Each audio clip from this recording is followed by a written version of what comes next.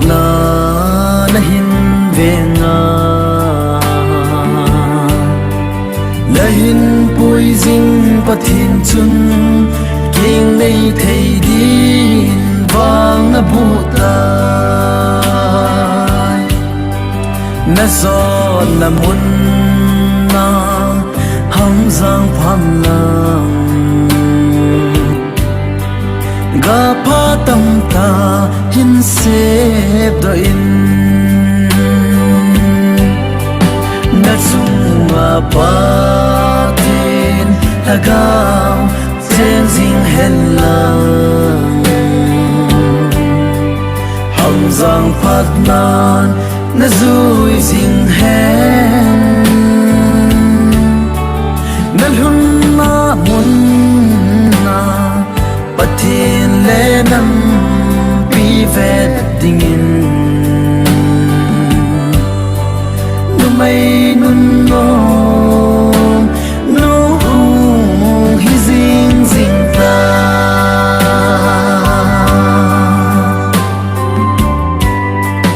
la zon na pung le chang mi te dingin chang gui ki sut na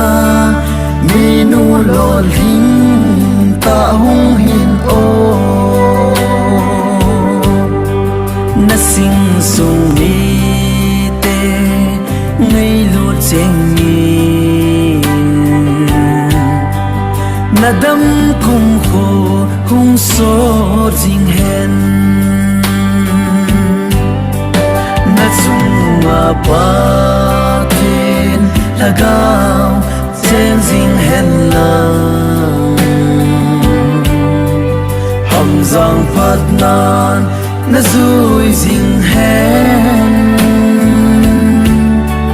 na lun na mun na pathin le nam pi vet dingin nu mai nun no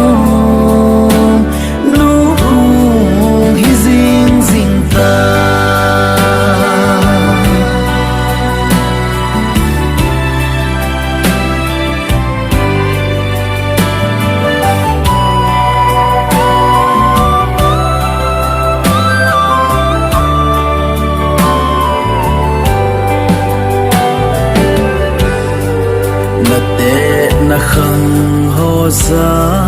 thi min lang in sung mai cham tu de din tao jing pum min pung pang jing mo Christian in sung nom sem do in lang nu man tam pen chu hung hitan o na chung ma pa tin lagao chen jing hen lang hầm giang phat nan na zui jing hen na lun na mun na pathin le nam pi vet dingin nu mai nun no nu hi jing jing ta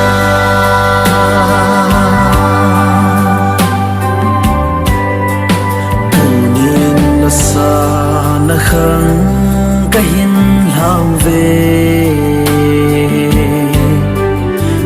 sung mi ngây cheng le na long gol ngây cheng ki pa in nung lòng hin ngai ki lâu zen in lang